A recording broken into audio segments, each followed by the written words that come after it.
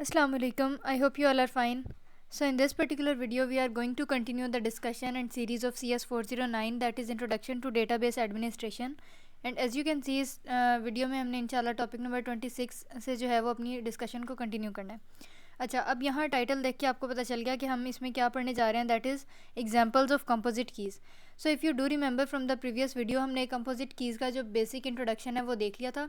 And I had told you कि जो composite key होती है वो भी बेसिकली प्राइमरी की होती है, बट द डिफरेंस इज़ कि जो प्राइमरी की ओवरऑल हम एक टर्म जब यूज़ कर रहे होते हैं, बोल रहे होते हैं, तो इट मीन्स कि आप किसी एक सिंगल एट्रीब्यूट, किसी एक सिंगल कॉलम को जो है वो हम प्राइमरी की कंसीडर कर रहे हैं। जब मैंने बात की कंपोजिट कीज़ की, व्हाट आई बेसिकली मीन कि कंपोजिट कीज़ बेसिकली क्या होती हैं कि एक प्राइमरी की तो सिंगल कॉलम है ना, अगर हम दो या दो से ज़्यादा एट्रीब्यूट्स, दो या दो से ज़्यादा कॉलम्स का एक कॉम्बिनेशन बनाते हैं तो वो आपके पास बन जाती है कंपोजिट की। ठीक है। अच्छा, अब यहाँ पे मीनिंगफुल लर्निंग वाली स्लाइड में अगर हम देखें तो अब यहाँ पे देखें वो कह रहा है Y dot X is not allowed to be foreign key. अब यहाँ पे बेसिकली हो क्या रहा है, समझ लें आपके पास दो टेबल्स हैं या जिन्हें हम DBMS की लैंग्वेज में हम दो रिलेशंस कह रहे होते हैं। अब आपके पास एक टेबल है एक्स और एक है वाई। ठीक है। अब एक्स में एट्रीब्यूट्स हैं आपके पास एक्स वाई एंड जी, और वाई में है ए बी और एक्स। अगर अब यहाँ अंडरलाइंड जो आपको एट्रीब्यूट्स नज़र आ रहे हैं इन पे गौर करें तो जो एक्स टेबल या एक्स रिलेशन है इसमें आपके पास कंपोजिट की है। कैसे? एक्स और वाई जो दोनों एट्रीब्यूट्स हैं, जो दोनों कॉलम्स हैं या दोनों अंडरलाइंड हैं, इसका मतलब है कि जो एक्स टेबल है इसमें आपके पास कंपोजिट की है।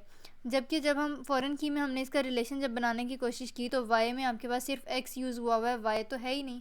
मतलब एक कंपोजिट की का सिंगल पार्ट दूसरे रिलेशन में यूज़ हो रहा है और ओवरऑल वो नहीं हो रही, तो इसलिए हम कहेंगे कि भाई ये फ़ॉरेन की नहीं बन सकती। क्यों? क्योंकि फ़ॉरेन की बनने के लिए पेरेंट और चाइल्ड टेबल या बेस और डिराइव टेबल में ये रिलेशन होना ज़रूरी है कि भाई अगर पहले टेबल में आपके पास कंपोजिट की है तो वही कंपोजिट पूरी की पूरी उठ के आएगी चाइल्ड टेबल में, तो हम कहेंगे कि फ़ॉरेन की बन गई, अदरवाइज़ नहीं बनेगी। अच्छा, यहाँ पे आप देखें वही जो मैंने भी आपको बताया, ये इन्होंने दोबारा सिमेंटिक्स और एनालिसिस की फॉर्म में आपको डिस्क्राइब किया हुआ है। फॉर एग्जांपल एक एक्स टेबल था जो पहले हमारे पास है और यहाँ पे वाई टेबल है। ठीक है। अब यहाँ पे उन्होंने सपोज करके कोई ऑब्जर्वेशंस और वैल्यूज़ यहाँ पे इंटर की हुई हैं। अब वो कह रहा है कि इस तरह से होता है असल में कि अगर आपके पास वाई टेबल में ये जो एक्स का कॉलम है इसमें देखें 1 वैल्यू है। अब अगर हम कहें कि हाँ ये फ़ॉरेन की है और ये किसी ना किसी प्राइमरी पेरेंट टेबल को रेफ़र कर रही है, तो अब पेरेंट टेबल पे जाके देखें किसको रेफ़र कर रही है। अब देखें एक्स में तो यहाँ पे 2 1 है और यहाँ पे 1 है, तो अब यहाँ पे क्या होता है कि जो DBA होता है, जो डेटाबेस एडमिनिस्ट्रेटर होता है, ही और शी गेट्स कन्फ्यूज्ड कि इस 1 को मैंने इनमें से किस वाले 1 के साथ जो है वो मैप करना है, तो मैपिंग ऐसा नहीं हो सकती। तो हम इसलिए कहते हैं कि कंपोजिट कीज़ सिर्फ तभी आप अपने डेटाबेस में यूज़ करें जब वो मीनिंगफुल हों और जब हम उन्हें इजीली कैरी करके आगे तक जो है वो यूज़ कर सकें अपने एनालिसिस में। अदरवाइज़ मेक श्योर करें कि जो आपकी प्राइमरी की है वो सिंगल एट्रीब्यूट पे ही कंपोज हो। अच्छा, फिर यहाँ पे आ गया रॉन्ग कंपोजिट की। अब यहाँ पे रॉन्ग कंपोजिट की क्यों है? क्योंकि जैसे मैंने आपको बताया कि जो कंपोजिट की है लाइक वो भी एक प्राइमरी की होती है, विद द ओनली डिफरेंस की जो प्राइमरी की है वो सिंगल एट्रीब्यूट है और कंपोजिट की जो है वो मल्टीपल एट्रीब्यूट्स होते हैं। ठीक है।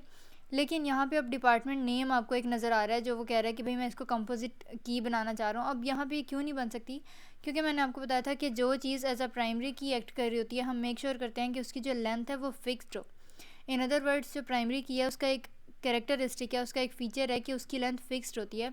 लेकिन हमें पता है कि डिपार्टमेंट नेम जो है वो कभी भी फिक्स्ड कैरेक्टर्स फिक्स्ड लेंथ का नहीं हो सकता। जैसे अब ये सेल्स है, एक अकाउंटिंग, रिसर्च, तो देख के पता चल रहा है कि इनका साइज़ सेम नहीं है। सो दिस इज़ द रीज़न कि यहाँ पे हम कह रहे हैं कि जो कंपोजिट की है वो रॉन्ग है। ठीक हो गया। अच्छा, अब यहाँ पे फिर आपको डेटाबेस में जो जब हम काम कर रहे होते हैं ओरेकल वगैरह पे, तो आपको रिपोर्ट्स और इंडेक्सेस वगैरह जो हैं वो इस तरह से नज़र आएंगे। अच्छा, फिर नेक्स्ट टॉपिक पे चलते हैं, which is topic number 27 over here. अच्छा, अब यहाँ पे हमने बात करनी है एडिशनल और अदर कंस्ट्रेंट्स। अब जो बेसिक कंस्ट्रेंट्स थे वो वाले हैं जो हम प्रीवियस वीडियो में और अब तक पढ़ते आ रहे हैं, लाइक प्राइमरी की, फॉरेन की, फिर सरोगेटेड कीज़ हमने पढ़ी, unique keys and all that. अब एडिशनल कंस्ट्रेंट्स की बात करें तो हम अपने डेटाबेस को मज़ीद फ़िल्टर करने के लिए, सॉर्ट करने के लिए, या अपने हिसाब से अपनी डिज़ायर्ड या रिक्वायर्ड फाइंडिंग्स के लिए हम मज़ीद कुछ कंस्ट्रेंट्स या लिमिटेशंस या रिस्ट्रिक्शंस लगाते हैं, उनको हम कहते हैं कि ये एडिशनल कंस्ट्रेंट्स हैं। अच्छा, अब यहाँ पे अगर ये तो बात होगी कि एडिशनल कंस्ट्रेंट्स होते क्या हैं और ऐसे इनको लगाना या इम्प्लीमेंट करना अपनी डेटाबेस में ज़रूरी क्यों है। अब अगर हम इनकी एग्जांपल्स की बात करें तो वो हैं आपके पास not, null, check, default and unique. अब इनको एक एक करके हमने इंशाल्लाह डिटेल में देखना है। अब यहाँ पे देखें, आपने ओवरऑल क्या करना है, आपने एग्ज़ाम्स के पॉइंट ऑफ व्यू से सब्जेक्टिव और ऑब्जेक्टिव दोनों के लिए आपने इनका सिंटेक्स जो है वो अच्छे से देख लेना है। अगर आप एक एग्जाम्पल को भी अपने माइंड में लेके चलें और उसको अच्छे से उसका कॉन्सेप्ट क्लियर कर लें, तो अगर कोई ऐसा सिनेरियो चेंज भी हो जाता है पेपर में, even then you will be better able to attempt. अच्छा, अब यहाँ पे नल कंस्ट्रेंट आ गया, which is one of the additional constraints. Null basically क्या होता है कि फॉर एग्जांपल आपने कोई अपनी डेटाबेस में आपने कोई कंडीशन लगाई कि या तो ट्रू या तो फॉल्स, लेकिन अगर वहाँ पे कोई भी यूज़र, कोई भी क्लाइंट या आपका डेटाबेस एडमिनिस्ट्रेटर उस ट्रू और फॉल्स की जगह नल इंटर कर दे, तो इसका ये मतलब नहीं है कि उसने फॉल्स इंटर कर दिया है, या उसका ये मतलब नहीं है कि उसने ट्रू इंटर कर दिया है। उसका मतलब है कि वो चीज़ उसके लिए एप्लीकेबल ही नहीं हो रही। तो जब किसी टपल के लिए, किसी रो के लिए, किसी डेटा के लिए आपकी कोई वैल्यू जो है वो एप्लीकेबल नहीं होती, तो वहाँ पे हम उसको नल कर देते हैं कि या तो यूज़र ने इंटर नहीं की या फिर वो अप्लाई नहीं की जा सकती। ठीक है। अच्छा, फिर उसके बाद domain constraint basically atomic values को मेक श्योर करने के लिए यूज़ होता है। और इसमें हम ये देखते हैं कि हाँ, डोमेन में अगर फॉर एग्जांपल किसी डिपार्टमेंट में हम उनकी सैलरीज़ को कंप्यूट कर रहे हैं और उस डिपार्टमेंट की जो लोएस्ट सैलरी है वो 5000 है और हाईएस्ट 50000 है, तो हम एक डोमेन कंस्ट्रेंट लगा देंगे कि आप इसमें जो भी डेटा अपडेट वगैरह करना है तो वो 5 से 50,000 के दरमियान में जो है वो रेंज करना चाहिए। तो ये आपने एक डोमेन कंस्ट्रेंट लगा दिया कि हाँ, ये मेरी डोमेन है, ये रेंज है, और विद इन दैट डोमेन हम काम करेंगे। ठीक है। अच्छा, फिर उसके बाद नेक्स्ट टॉपिक हमारे पास आ जाता है 28।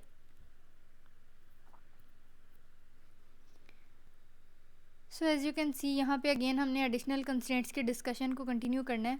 यहाँ पे अब सबसे पहले हमारे पास आ गया चेक कंस्ट्रेंट।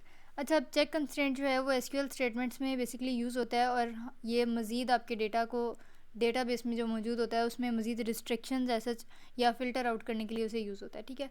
अब यहाँ पे जैसे देखें कि आपके पास एक था आर्ली वेज डोमेन है आपके पास, और इसमें आपने चेक लगा दिया। अब ये चेक क्या है, न्यूमेरिक 5 2, और इससे क्या होगा कि आपके पास टोटल जो है वो 5 डिजिट्स होंगे। ठीक है। और उसके अलावा 2 of which are after the decimal point, कि आपके पास फॉर एग्जांपल 312.50 इस तरह की वैल्यूज़ जो हैं वो आपके पास आएंगी। ठीक है। इसी तरह यहाँ पे जो नीचे चेक लगा हुआ है उसमें हम क्या करते हैं कि हमने एक चेक लगा दिया कि वैल्यू जो है वो ग्रेटर देन या इक्वल टू 4 होनी चाहिए। सो this is how things work. और हम चेक कंस्ट्रेंट जो है वो बेसिकली अपने डेटा को मज़ीद स्पेसिफिक फॉर्म में लाने के लिए जो है वो यूज़ करते हैं। अब जैसे यहाँ पे देखें, ये तो सिंपल आपके पास एक टेबल की स्टेटमेंट है, और अगर आपने CS403 डेटाबेस मैनेजमेंट सिस्टम पढ़ा है तो यहाँ पे ये आपको कोड अब तक समझ आ गया होगा कि हमने एक टेबल क्रिएट किया, और क्रिएट टेबल हम कमांड लगाते हैं, आगे टेबल का नाम लिख दें, फिर उसके कुछ एट्रीब्यूट्स होते हैं, और आगे आगे हम उसकी डेटा टाइप्स और उसका साइज़ जो है वो डिक्लेयर कर देते हैं। अच्छा, यहाँ पे तो तक तो बात आ गई कि आपने टेबल को क्रिएट कैसे करना है। ठीक है। अब हम स्पेसिफिकली बात कर रहे हैं कि चेक कंस्ट्रेंट आपने ऐसे कैसे अप्लाई करना है। तो यहाँ पे देखें कि जब भी हमने किसी टेबल में या किसी डेटाबेस में या लाइक आपकी इस पूरी लैंग्वेज में अगर हमने कोई भी चेंज लाना होता है अपनी पहले से मौजूद या पहले से क्रिएटेड चीज़ों में, तो हम एक कीवर्ड यूज़ करते हैं विच इज़ ऑल्टर टेबल। अब टेबल का क्या नाम था, अकाउंट। अब हमने क्या करना है, कंस्ट्रेंट ऐड करना है। ठीक है। तो आपने लिखा ऐड कंस्ट्रेंट, और जैसे ही हम लिखते हैं ऐड कंस्ट्रेंट तो फ़ौरन से हमने उस कंस्ट्रेंट का नाम दे देना होता है। अब जैसे यहाँ पे कंस्ट्रेंट 1 लिखा या चेक 1 लिखा हुआ है, इसकी जगह मैं CHECK लाइक पूरे स्पेलिंग्स भी यूज़ कर सकती थी। ठीक है। तो मतलब ये सेल्फ एक्सप्लेनेटरी होता है कि हम लेटर ऑन उस डेटा को रेफ़र कर सकें, या कोई हमारा लाइक कोई क्लाइंट है या कोई आपके जूनियर्स हैं वो इसीलिए उसको रेफ़र कर सकें और समझ भी सकें। सो यहाँ पे नाम कोई भी हो सकता है। कहने का मकसद है कि ऐड कंस्ट्रेंट कीवर्ड यूज़ करने के बाद आपने फ़ौरन से कंस्ट्रेंट का नाम देना है, और फिर कंस्ट्रेंट कौन सा था, चेक। अच्छा, अब यहाँ पे चेक मैंने लगा दिया कि जो बैलेंस है that must be greater than 0। तो अब हम टेबल अकाउंट्स को रेफ़र कर रहे हैं और हम कहेंगे कि एक चेक है कि आपका बैलेंस जो है वो ग्रेटर देन 0 ही होना चाहिए, कभी भी नेगेटिव में आपका जो अकाउंट है डेफिनेटली वो नहीं जाएगा। ठीक है। तो इसी तरह यहाँ पे एक और लाइक चेक लग गया कि जो डिपार्टमेंट नंबर है वो 10, 20 और 30 के दरमियान में होना चाहिए। यहाँ पे इन कीवर्ड लगा। अच्छा, अगेन आई विल रिपीट कि आप सेंटेक्स को जो है वो एक बार गौर से देख लें, गो थ्रू कर लें, और एक बार इस तरह की चीज़ें आपके माइंड में क्लियर होंगी तो पेपर में अगर कोई आउट ऑफ द सिलेबस कोई सिनेरियो आ भी जाता है, even then you will not get confused. अच्छा, फिर यहाँ पे यूनिक और डिफ़ॉल्ट कंस्ट्रेंट्स की बात आ जाती है। अब अगेन जैसे मैंने आपको बताया कि क्रिएट टेबल तो हम कर लेते हैं। अब जैसे किसी डिपेंडेंट लाइक फैमिली में अगर कोई डिपेंडेंट मेंबर है तो उसका टेबल यहाँ पे क्रिएट हुआ है। पहले एम्प्लॉई नंबर लाइक जिस पे वो डिपेंड कर रहा है, फिर उसका सर्विस नंबर, फिर department name, date of birth, blood group, और फिर रिलेटिव लाइक रिलेशन टाइप। ठीक है। अच्छा, अब यहाँ पे देखें कि ऑल्टर टेबल, अब जैसे मैंने आपको बताया कि टेबल तो क्रिएट कर लिया, अब जब भी उसमें कोई चेंज करना है तो आपने कीवर्ड लिखना है ऑल्टर, और फिर किस में चेंज करना है, टेबल में। टेबल का क्या नाम था, डिपेंडेंट, ठीक है। अब इसमें आपने ऐड किया कंस्ट्रेंट, लाइक एक रिस्ट्रिक्शन आपने ऐड कर दी कि आपने इसमें से जो आपके पास ये था सर्विस नंबर, इसको जो है वो आपने प्राइमरी की बना दिया, ठीक है। इसको और डिपार्टमेंट का जो, अच्छा, अब यहाँ पे देखें कि आपके पास जो है वो कंपोजिट की प्राइमरी की के तौर पे काम कर रही है, और कंपोजिट की के कौन कौन से दो एट्रीब्यूट्स हैं, एम्प्लॉय नंबर और सर्विस नंबर, ठीक है।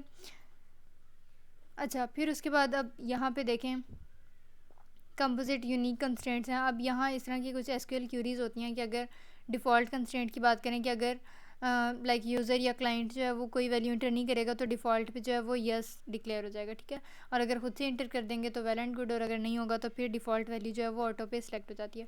अच्छा, फिर यहाँ पे ट्रिगर की एग्जांपल आ गई। ट्रिगर को इंशाल्लाह आगे हमने सिलेबस में फाइनल्स में डिटेल में देखना है, लेकिन फॉर द टाइम बिंग आपने बस यहाँ पे ये याद रखना है कि ट्रिगर इस तरह की कोई भी एक्टिविटी या इवेंट होता है जो लाइक दो एक्टिविटीज़ अगर आपस में इंटरलिंक्ड हैं तो एक एक्टिविटी होगी तो ट्रिगर खुद से जो है वो फायर हो जाता है, ठीक है। तो मतलब trigger is a set of activities जो खुद से जो है वो एग्जीक्यूट हो जाता है, और ये डिपेंड कर रहा होता है किसी और मेजर एक्टिविटी पे। सो अगेन इसको हमने देखना है डिटेल में, यहाँ पे फ़िलहाल आपने इतना इसका कॉन्सेप्ट ले लेना है। अच्छा, फिर अगेन हम अपने डिस्कशन को कंटिन्यू करते हैं एडिशनल कंस्ट्रेंट्स की यूजिंग डीडीएल ऑल्टर एसक्यूएल। अब डीडीएल बेसिकली क्या है, डेटा डेफिनेशन लैंग्वेज। अच्छा, अब यहाँ पे देखें कि अब जैसे कुछ सिंटैक्स हम देखेंगे ना, प्राइमरी की आपने कैसे ऐड करनी है या फिर फॉरेन कीज़ कैसे करनी है, तो उनका सिंटैक्स जो है ना पूरा लाइक एक फॉर्मेट जो है वो आपने माइंड में रख लेना है, ठीक है। अच्छा, अब यहाँ पे आपने टेबल एक क्रिएट कर दिया कस्टमर, और ये कैसे किया और ये सब कुछ क्या है ये हम काफ़ी बार देख चुके हैं। अब यहाँ पे देखें कि हमने इसमें अब ये पूरा जो टेबल है इसमें एट्रीब्यूट्स या कॉलम्स के नेम लिखे हुए हैं और आगे उनका साइज़ और डेटा टाइप डिक्लेयर है, लेकिन यहाँ पे आप देख सकते हैं कि यहाँ पे कोई प्राइमरी की नहीं है। अब अगर कोई आपको कह दे कि ये टेबल है और इसमें प्राइमरी की ऐड करो, तो आपने क्या करना है कि इस टेबल में कोई चेंज करना है, इसलिए हम पहले ऑल्टर कीवर्ड यूज़ करेंगे, फिर टेबल का नाम, फिर ऐड कंस्ट्रेंट। अब अगेन ये भी जेनेरिक है कि आपने हर जगह जो है ये इतना सा कीवर्ड्स जो हैं वो ऐड ज़रूर करने हैं। ऐड कंस्ट्रेंट, फिर मैंने आपको कहा था कि ये लिख के आपने फ़ौरन से कंस्ट्रेंट का नाम दे देना होता है, और ये सेल्फ एक्सप्लेनेटरी होता है। अब क्योंकि मैं प्राइमरी की बनाने जा रही हूँ इस कस्टमर आईडी को, तो ये मैंने अपनी तरफ से लिख दिया प्राइमरी की अंडरस्कोर कस्टमर आईडी। इसकी जगह मैं कुछ भी लिख सकती हूँ जो मुझे बस ये बताए कि हाँ मैं कस्टमर आईडी को प्राइमरी की सेट करने जा रही हूँ, ठीक है। उसके बाद आपने कीवर्ड इंटर करना है प्राइमरी की, और फिर कॉलम में पैरेंथेसिस में ब्रैकेट्स में जो है वो आपने दोबारा लिख देना है कस्टमर आईडी, ठीक है। तो ये सिंटेक्स आपने एक बार गौर से देख लेना है। अच्छा, फिर उसके बाद बात आ जाती है फ़ॉरेन की कंस्ट्रेंट की। अब फ़ॉरेन कीज़ ऐसा होती क्या है ये हम पढ़ चुके हैं पहले। अब यहाँ पे ओवरऑल हमने इसका सिंटेक्स देखना है। अब आपके पास एक टेबल है which is termed as order, ठीक है। अब ऑर्डर्स में आपने क्या चेंज करना है कि आपने फ़ॉरेन की लगानी है, तो हम कहेंगे कि alter table orders add constraint, फिर मैंने आपको कहा था कि कंस्ट्रेंट का कोई भी नाम लिख दें। फिर अब हम कौन सा कंस्ट्रेंट ऐड करने जा रहे हैं, फ़ॉरेन की, तो मैंने यहाँ पे लिखा फ़ॉरेन की। अब कौन सी है आपके पास फ़ॉरेन की, कस्टमर आईडी, जो अगर आपको याद हो कि पिछली स्लाइड से हमने कस्टमर आईडी को प्राइमरी की बनाया था और वो कस्टमर टेबल था, ठीक है। अब ये ऑर्डर टेबल है, लाइक ये चाइल्ड टेबल है और पिछले वाला पेरेंट टेबल था, तो हम चाइल्ड टेबल में फ़ॉरेन की ऐड करते हैं और वो फ़ॉरेन की पेरेंट टेबल की प्राइमरी की होती है, ठीक है। तो पेरेंट टेबल जो कस्टमर था उसकी प्राइमरी की है कस्टमर आईडी, जो मैंने यहाँ पे ब्रैकेट्स में लिख दी। फिर हम कहेंगे कि ये रेफरेंस ले रही है किससे, रेफरेंसेस कस्टमर आईडी के, कस्टमर टेबल की कस्टमर आईडी वाले कॉलम से ये रेफरेंस ले रहा है, ठीक है। अच्छा, और यहाँ पे जो ऑलरेडी क्रिएटेड लिखा हुआ है, तो इसके लिए यहाँ पे ये ज़रूरी होता है कि अगर हम चाइल्ड टेबल में कोई फ़ॉरेन की क्रिएट कर रहे होते हैं तो ये आपके पास एक लिमिट कंडीशन होती है कि पेरेंट टेबल पहले से क्रिएट हुआ होना चाहिए। ये नहीं हो सकता कि हम चाइल्ड टेबल बनाएं और उसमें ऐसा रेफरेंस या ऐसी फ़ॉरेन की ऐड करें जो इस वक्त आपकी डेटाबेस में एग्जिस्ट ही नहीं कर रही होती, ठीक है। अच्छा, फिर अगेन यहाँ पे कंपोजिट यूनिक और प्राइमरी की कंस्ट्रेंट्स की बात आ गई, तो सेम पीछे वाला सिंटेक्स है, बट द डिफरेंस इसके जहाँ पे हम सिंगल एट्रीब्यूट या सिंगल कॉलम को डील कर रहे थे वहाँ पे आपके पास दो या दो से ज़्यादा एट्रीब्यूट्स का कॉम्बिनेशन जो है वो आ जाएगा। अच्छा, फिर टॉपिक नंबर 30 देखते हैं। यहाँ पे अब देखें कि हमने ऐड और मॉडिफाई कंस्ट्रेंट को यूज़ करना है। अब समझ लें कि आपके पास टेबल ऑलरेडी क्रिएटेड है, एम्प्लॉय टेबल, ठीक है। अब हम इसमें ऑल्टर टेबल करेंगे और एक आपने कंस्ट्रेंट ऐड करना है, तो आपने लिखा ऐड और फिर कंस्ट्रेंट का नाम, और फिर हमने चेक किया कि डिपार्टमेंट नंबर जो है वो ग्रेटर दैन ज़ीरो होना चाहिए हर हाल में, ठीक है। तो अगर ग्रेटर दैन ज़ीरो होगा तो ये चेक कंडीशन ट्रू होगी, वैलिड होगी, और फिर आपकी नेक्स्ट स्टेटमेंट या नेक्स्ट क्यूरी जो है वो रन करेगी, अदरवाइज़ नहीं करेगी, एरर आ जाएगा, ठीक है। अच्छा, अब इसी तरह मॉडिफाई में हम कह सकते हैं कि अगर जहाँ पे यूज़र ने कोई डेटा ऐसे एंटर नहीं किया तो उसको नॉट नल जो है हम डिक्लेयर कर दें, ठीक है। अच्छा, फिर उसके बाद देखें कि अगर चेक स्टेटमेंट को हम यूज़ करें तो फॉर एग्जांपल यहाँ पे आपने ऐड लाइक ये तो जेनेरिक है, या आपने समझ लें कि ये तो मेन सिंटेक्स में है कि आपने ये हर बार ही लिखना है कि ऑल्टर टेबल, आगे टेबल का नाम, फिर ऐड कंस्ट्रेंट, कंस्ट्रेंट का नाम, फिर चेक, क्योंकि हम चेक कंडीशन लगा रहे हैं, और फिर हमने क्या चेक किया कि डिपार्टमेंट नंबर इन 10, 20, 30 के जो आपका डिपार्टमेंट नंबर है डिज़ायर्ड इस वक्त जिसको हम मैनिपुलेट करने जा रहे हैं वो 10, 20 या 30 इनमें से कोई होना चाहिए, ठीक है। सो अब आपकी मर्ज़ी है कि आगे हम कोई डिफ़ॉल्ट भी लगा सकते हैं कि अगर 10, 20, 30 नहीं है इनमें से कोई, तो हम डिफ़ॉल्ट पे वो 40 पिक कर लेंगे, ठीक है। तो मतलब इस तरह से। अच्छा, फिर उसके बाद एक ही टेबल में या एक ही डेटाबेस में हम मल्टीपल चेक स्टेटमेंट्स भी लगा सकते हैं। जैसे यहाँ पे आपके पास एक टेबल एयर ट्रैवलर, और फिर उसके कुछ एट्रीब्यूट्स हैं जैसे टिकट नंबर हो गया, फिर first name, family name, nationality, birth date, fly code, ठीक है। अब यहाँ पे हमने ये देखना है कि भाई मल्टीपल चेक्स कैसे लगा सकते हैं। तो यहाँ पे देखें, यहाँ से लेके यहाँ तक ये 3 चेक्स आपको लगा के दिखाए हैं। तो अब पहले आपने कहा कि कंस्ट्रेंट्स, फिर चेक लाइक जो भी चेक लगाया उसका नाम, कि चेक नेशनैलिटी वैल्यू, और अब हमने देखना है कि नेशनैलिटी जो है वो कैनेडियन होनी चाहिए, यूके, पाकिस्तान या बहरीन, मतलब इनमें से कोई एक होनी चाहिए, ठीक है। इसी तरह डेट ऑफ बर्थ का आपने चेक लगा दिया कि उसका फॉर्मेट जो है वो ये वाला कोई होना चाहिए, या फिर हमने कह दिया कि जो फ्लाई कोड है उसकी वैल्यूज़ 3 और 9 के दरमियान में होनी चाहिए। तो कहने का मकसद है कि आपने यहाँ पे ये याद रखना है कि कंस्ट्रेंट्स ऐसे हम अप्लाई कैसे कर रहे होते हैं। और यहाँ पे देखें इन, लाइक, बिटवीन, तो ये डिफरेंट कीवर्ड्स हैं जो हम अपनी क्यूरी के हिसाब से या जो भी हमने चेक लगाना होता है उसकी नोयत के हिसाब से, लाइक उसके अकॉर्डिंग जो है वो हम कीवर्ड्स और ये सारा कुछ जो है वो यूज़ कर रहे होते हैं, ठीक है। अच्छा, फिर उसके बाद अब हम चलते हैं यहाँ पे जैसे कैस्केड और ड्रॉप कंस्ट्रेंट। ड्रॉप कंस्ट्रेंट से क्या होता है कि कोई आपने फॉर एग्जांपल कंस्ट्रेंट लगाया हुआ है तो वो डिलीट हो जाएगा, या अगर हम कोई टेबल भी ड्रॉप कर सकते हैं अगर हमें डेटाबेस में आगे नहीं चाहिए तो। इसी तरह अगर हम ड्रॉप कंस्ट्रेंट के साथ कैस्केड लगाएंगे तो चाइल्ड टेबल में तो डिलीट होगा ही होगा, लेकिन उससे रिलेटेड कोई पेरेंट टेबल है तो उसमें से भी डिलीट हो जाएगा कैस्केड की वजह से, ठीक है। अच्छा जी, अब अगर हम इसमें देखें कि हमने बात करनी है इंट्रोडक्शन टू डेटाबेस एडमिनिस्ट्रेशन में कीज़ और कंस्ट्रेंट्स को जो है वो फिर से रिवाइज करना है। So if you do remember, हम ये सारे कंस्ट्रेंट्स जो हैं वो एक एक करके पढ़ चुके हैं। दैट इज़ सुपर की, कैंडिडेट की, प्राइमरी की, सरोगेटेड की, फॉरेन, कंपोजिट, एडिशनल कंस्ट्रेंट्स, ठीक है। अब अगर इनकी क्विक रिवीजन हम करें तो यहाँ पे सबसे पहले बात आ जाती है सुपर की और कैंडिडेट की। So if you do remember, मैंने आपको बताया था कि सुपर की बेसिकली क्या होती है कि आपके पास एक टेबल है, एक रिलेशन है, और उसमें जितने भी एट्रीब्यूट्स हैं उन एट्रीब्यूट में कोई ना कोई तो प्राइमरी की है। अब उस प्राइमरी की के साथ मिला के आप non primary, non unique keys का कोई भी कॉम्बिनेशन मिला के बना दें, या सारे ही एट्रीब्यूट्स को इकट्ठा लिख दें प्राइमरी की इसमें, तो वो आपके पास सुपर की बन जाती है। उसी सुपर की में से नॉन यूनिक एट्रीब्यूट्स को हटा दें और सिर्फ यूनिक एट्रीब्यूट्स को रख लें, तो वो आपके पास कैंडिडेट की बन जाती है, ठीक है। तो इन सब की एग्जांपल्स हम काफ़ी बार देख चुके हैं। अच्छा, फिर प्राइमरी की जो होती है वो डेटा को यूनिकली आइडेंटिफाई करने के लिए यूज़ होती है। इसकी लेंथ फिक्स्ड होती है, और ये हर ऑर्गेनाइजेशन की, हर फर्म या एंटरप्राइज़ की अपनी अपनी ऑनरशिप में होती है, ठीक है। जैसे हमारी यूनिवर्सिटी के मैंने आपको रोल नंबर्स की एग्जांपल दी थी, या नादरा के जो CNIC होते हैं एंड ऑल दैट। अच्छा, फिर उसके बाद ये डिस्क्रिप्टिव होती है। लाइक अगर मैंने कोई भी प्राइमरी की बनाई है तो वो नाम देख के पता चल रहा होता है कि हाँ ये यूनिकली आपके डेटा को आइडेंटिफाई कर रही है, ठीक है। उसके अलावा अब सरोगेटेड की बात करें तो ये आर्टिफिशियल की होती है, और ये as such meaningless to the user होती है, ठीक है। और इसकी कब ज़रूरत पड़ती है ये हम देख चुके हैं। अच्छा, फिर फॉरेन की भी मैंने आपको बताया कि रेफरेंशियल इंटेग्रिटी कंस्ट्रेंट को एज सच पूरा करने के लिए जो है वो यूज़ की जाती है फ़ॉरेन की, और इसमें एक मास्टर टेबल होता है और फिर आपके पास एक डिराइव टेबल होता है, ठीक है। और फ़ॉरेन की रिकर्सिव की भी हो सकती है कब, जब लाइक एक प्राइमरी की है और उसी की फ़ॉरेन की सेम रिलेशन में, सेम टेबल में एग्जिस्ट कर रही है, तो हम कहेंगे कि हाँ ये with in the same table एक दूसरे को रेफ़र कर रहे हैं, so here they will act as a recursive की। अच्छा, फिर composite keys basically primary keys ही होती हैं, लेकिन अगर हम कलेक्शन ऑफ प्राइमरी कीज़ बना लें तो उसको हम कहते हैं कि भाई ये कंपोजिट की है, ठीक है। उसके अलावा एडिशनल कुछ कंस्ट्रेंट्स होते हैं जिनको अभी हमने रिसेंटली देखा है, not null, domain, check, unique, default and trigger. So this is how things work.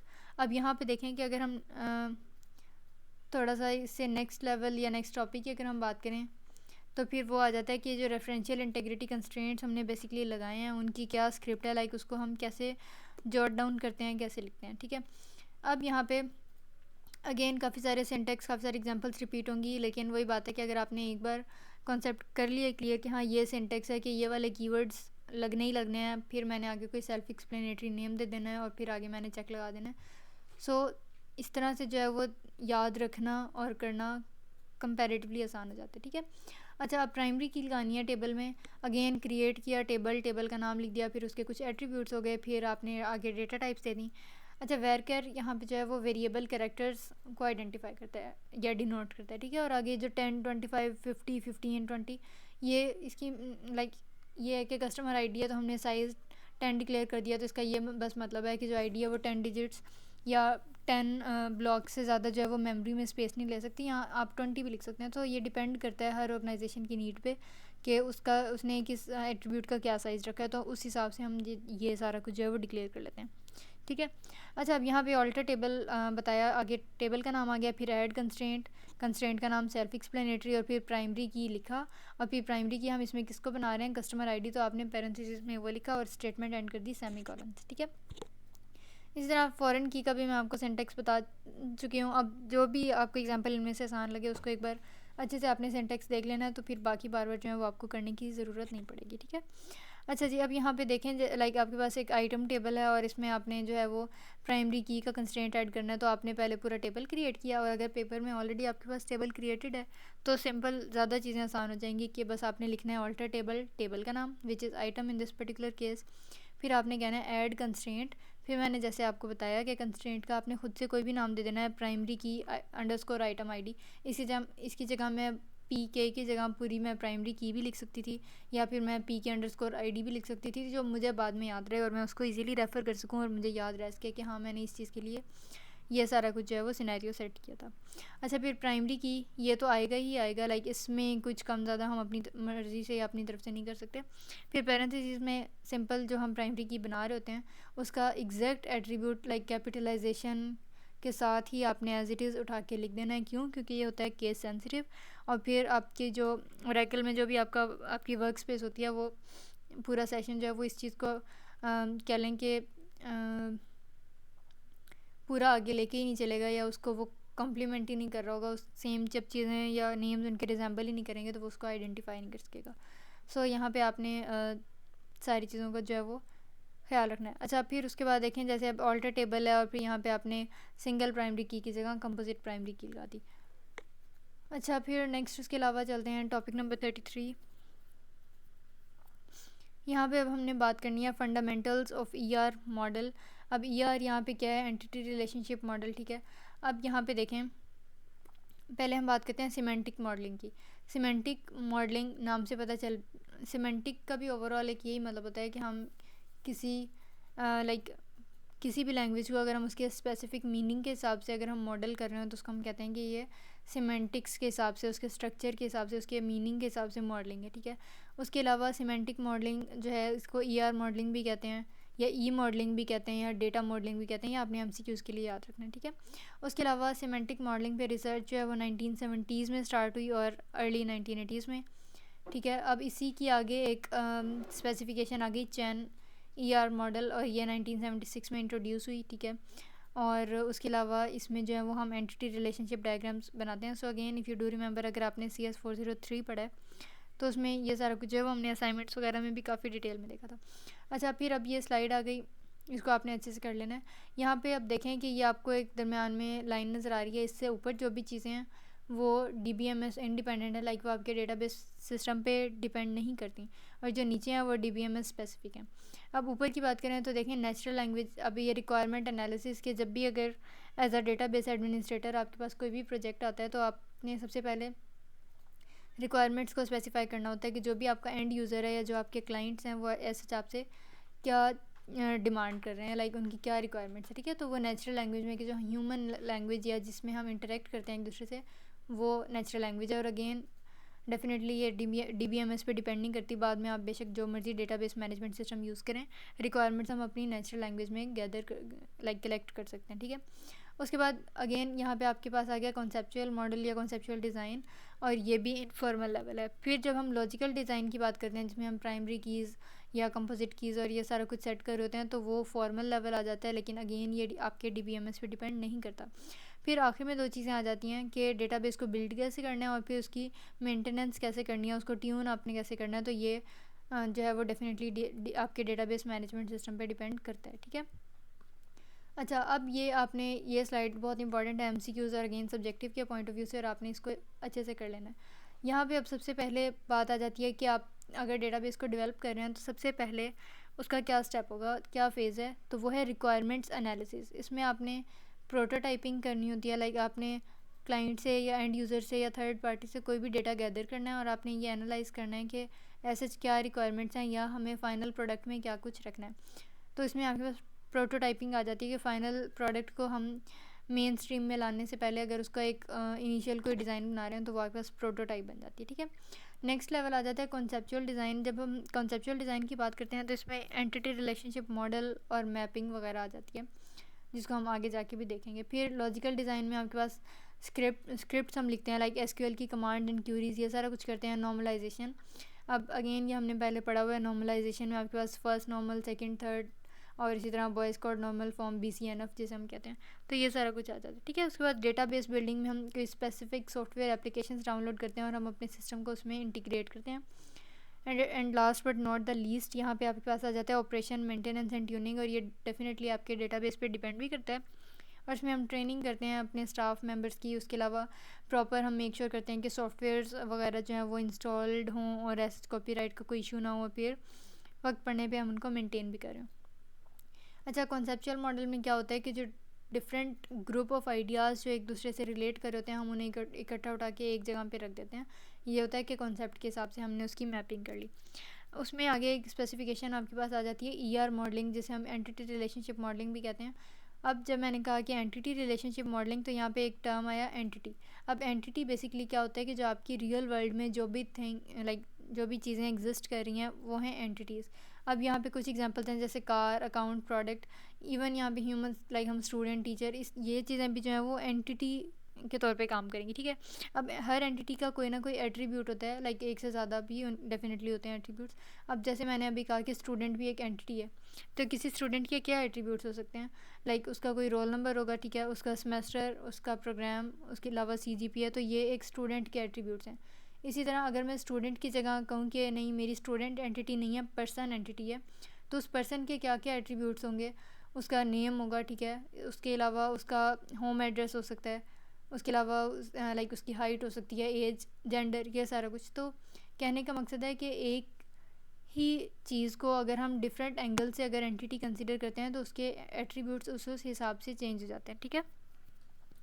अब जैसे कार की एग्जांपल है, तो कार के एट्रीब्यूट्स क्या हो सकते हैं, उसका लाइक कार का जो है वो कलर हो सकता है, उसके अलावा उसकी प्राइस हो सकती है, ठीक है, उसका मॉडल हो सकता है, उसके इंजन का मॉडल हो सकता है। तो इस तरह से अगर आपको एक एट्रीब्यूट दिया जाए तो आपको एक एंटिटी अगर आपको दी जाए तो फिर हम जो है उसके एट्रीब्यूट्स हमें बनाने आने चाहिए, ठीक है।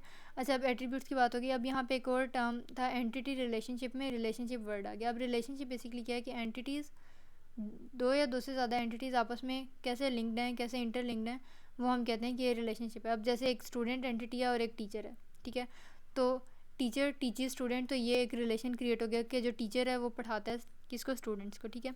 इसी तरह एक पर्सन एंटिटी है और एक कार, तो पर्सन ओन्स कार, के पर्सन के पास जो है वो कार है, तो इसका मतलब है कि ये दो एंटिटीज़ पर्सन और कार के दरम्यान में एक रिलेशन बिल्ड हो गया, क्रिएट हो गया, विच इज़ ओन, कि वो पर्सन जो है वो ओन कर रहा है कार को।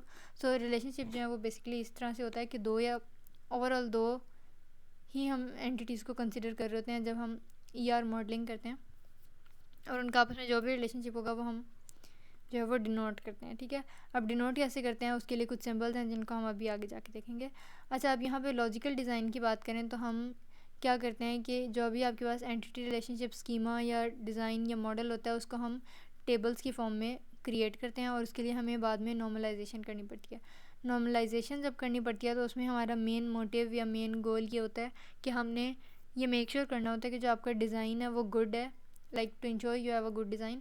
और इसमें ओवरऑल हम अपने मॉडल को इन अ सेंस टेस्ट कर रहे होते हैं कि वो कितना जो है वो चेंज के लिए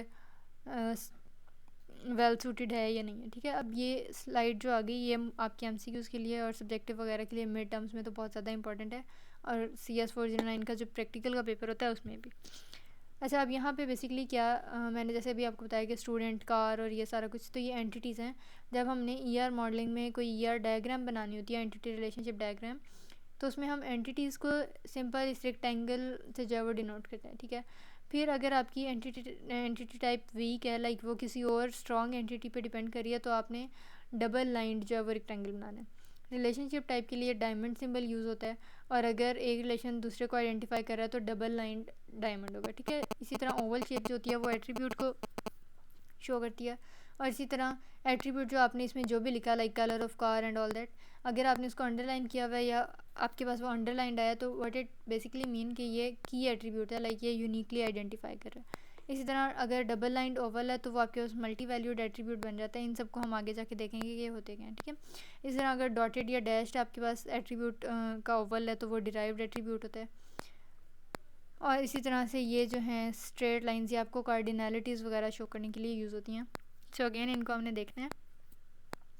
यहाँ पे आप जैसे देखें कि आपके पास एक एग्जांपल है कोर्स मैनेजमेंट सिस्टम की, ठीक है।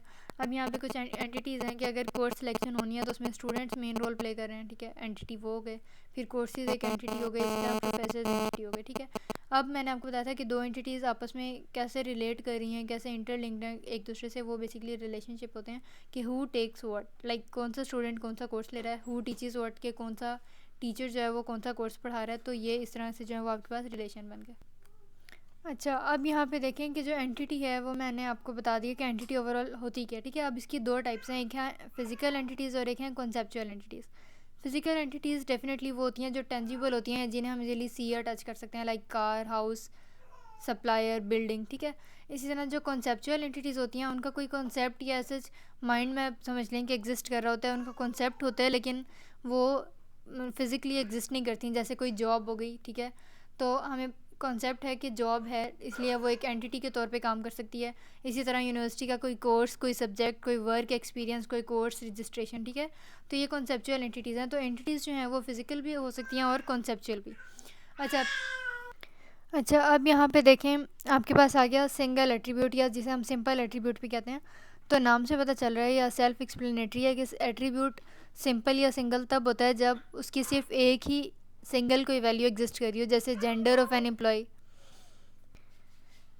अच्छा, अब यहाँ पे आ गया कंपोजिट एट्रीब्यूट। कंपोजिट एट्रीब्यूट में क्या होता है कि अगर सिंगल एंटिटी या कोई एक एंटिटी है आपके पास और उसमें किसी एट्रीब्यूट की एक से ज़्यादा वैल्यूज़ हैं, लाइक मल्टीपल कंपोनेंट्स हैं, तो उसको हम कहते हैं कंपोजिट एट्रीब्यूट। और इसकी सिंपल सी आपके पास एग्जांपल है एड्रेस।